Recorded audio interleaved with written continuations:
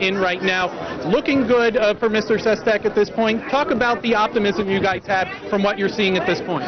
Well, the optimism that we have is really based on what we've seen throughout Pennsylvania through the last weeks and months of what they're looking for in their representative.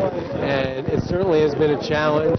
We had $6 million in negative ads coming up against us, unresponded to over the summer as we built back our campaign and clawed back into this race against a lot of special interests coming in from outside the state, and just the response we've gotten has been phenomenal. And we're very happy with the energy around the campaign, around the candidate, and now we're just looking forward to seeing the rest of the returns come in. A lot of the experts say the important thing today was getting the Democratic base out in Philadelphia and Pittsburgh specifically. Do you feel like that was done?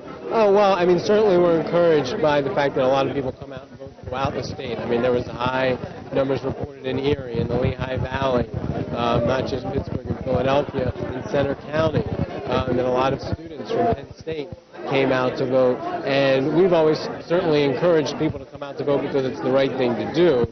And we also feel like the more Pennsylvanians that are involved, the more people you have are responding to Joe's message, and we certainly like the fact that Pennsylvania is a state where people have a lot of common sense, and we certainly saw that from our ability to come back from all those negative attacks being run. Mr. Sestak, his family are here at the hotel right now. They are watching returns as we speak. Talk a little bit about how he's feeling about how today has gone and his feelings right now as he starts to watch these returns. Sure. He's had a lot of energy and a lot of that feeding off of people he's met out on the streets, knocking doors, getting honked at on the streets, people waving good luck, jumping out of their cars to say hi and we need you. So certainly there's been a lot of energy around the campaign, and he's feeling very good. Do you guys feel also that this is going to be a long night? You're in it for the long haul because of the tightness of this race? It's always hard to say. We're not going to try to predict, but we know a lot of people said it was very close. Are there key areas of the state that you guys are going to be looking for as the returns come in to know whether you're feeling better about things, not so good about things? At this point, all you can do is watch them come in, and we're looking forward to it, and we'll wait and see. Finally, one thing I wanted to ask you, talk about the pressure that was on the campaign and Mr. Sestak as well to hold this Democratic seat. We know that Arlen Specter turned over to the Democratic Party. Mr. Sestak defeated him in the primary. Talk about the pressure to hold that seat for the Democrats from Pennsylvania in the U.S. Senate.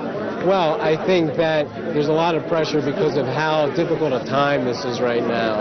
And Joe's someone with a lot of ideas, a guy who's going to work really hard and can make a difference. And we know how important it is for him to win, period, as an independent representative for Pennsylvania. So we worked very hard, and we feel good about what we did. All right, Jonathan Dworkin with the Sestak campaign. Thank you, and we'll talk to you later in the evening.